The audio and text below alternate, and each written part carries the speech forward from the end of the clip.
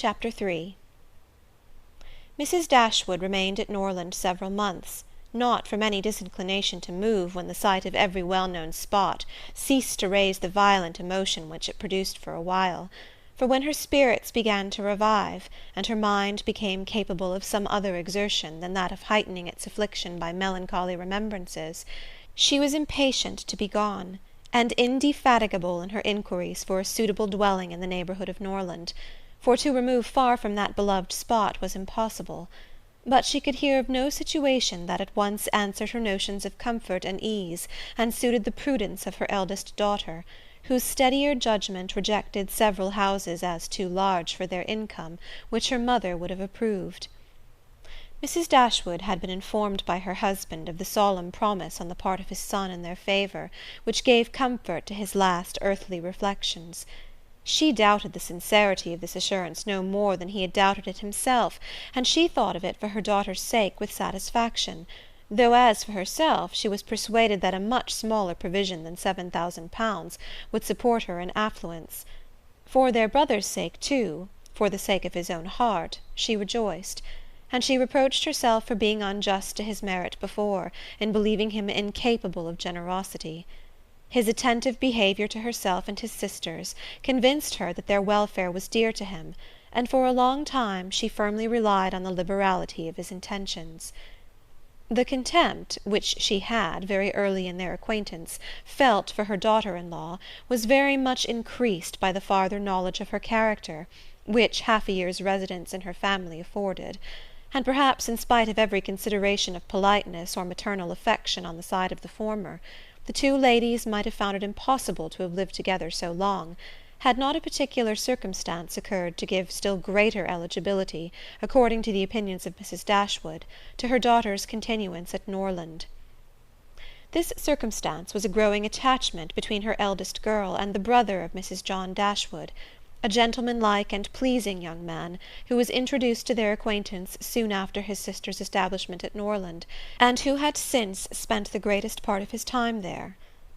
Some mothers might have encouraged the intimacy from motives of interest, for Edward Ferrars was the eldest son of a man who had died very rich, and some might have repressed it from motives of prudence, for, except a trifling sum, the whole of his fortune depended on the will of his mother. But Mrs. Dashwood was alike uninfluenced by either consideration. It was enough for her that he appeared to be amiable, that he loved her daughter, and that Elinor returned the partiality.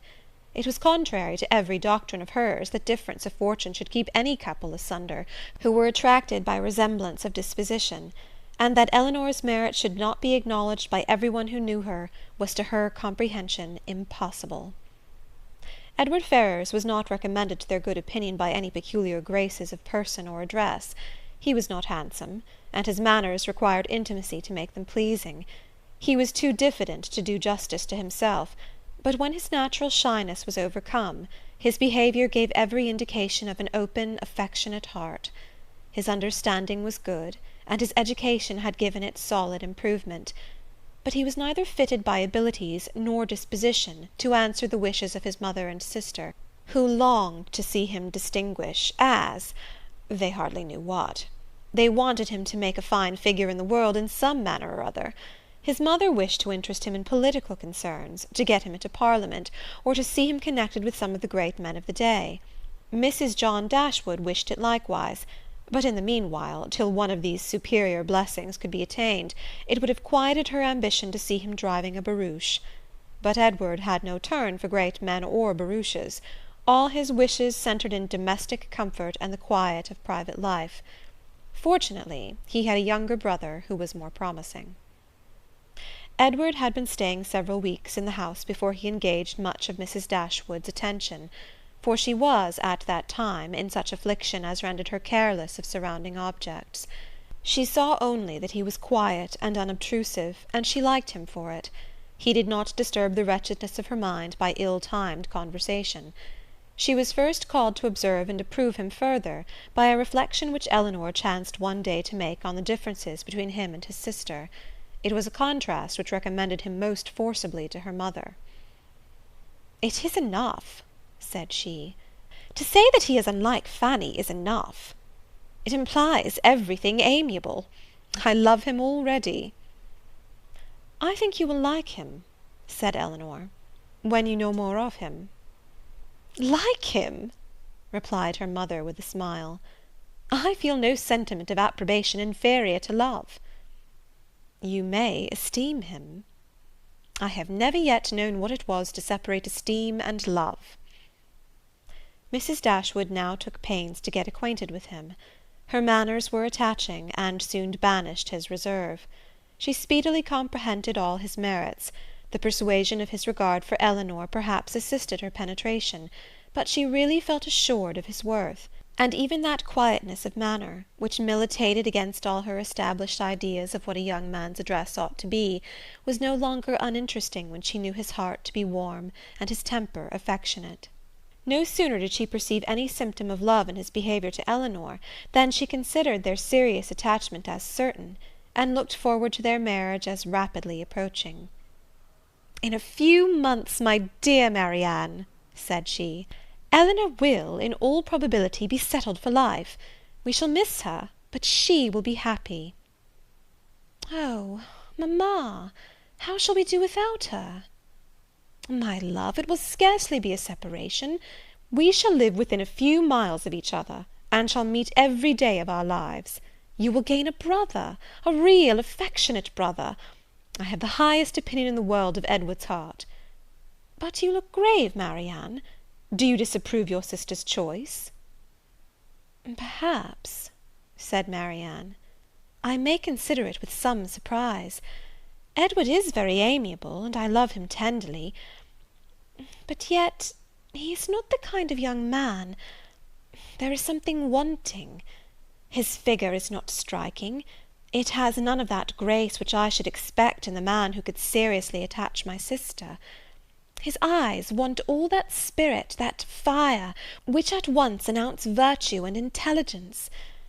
And besides all this, I am afraid, mamma, he has no real taste. Music seems scarcely to attract him, and though he admires Eleanor's drawings very much, it is not the admiration of a person who can understand their worth. It is evident, in spite of his frequent attention to her while she draws, that in fact he knows nothing of the matter. He admires as a lover, not as a connoisseur. To satisfy me, those characters must be united. I could not be happy with a man whose taste did not in every point coincide with my own. He must enter into all my feelings. The same books, the same music, must charm us both. Oh, mamma, how spiritless, how tame was Edward's manner in reading to us last night! I felt for my sister most severely. Yet she bore it with so much composure, she seemed scarcely to notice it. I could hardly keep my seat. To hear those beautiful lines, which have frequently almost driven me wild, pronounced with such impenetrable calmness, such dreadful indifference! "He would certainly have done more justice to simple and elegant prose. I thought so at the time, but you would give him Cowper." "Nay, mamma, if he is not to be animated by Cowper.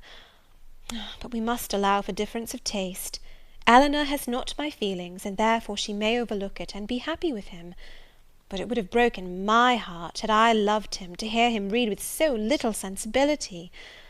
Mamma, the more I know of the world, the more am I convinced that I shall never see a man whom I can really love. I require so much.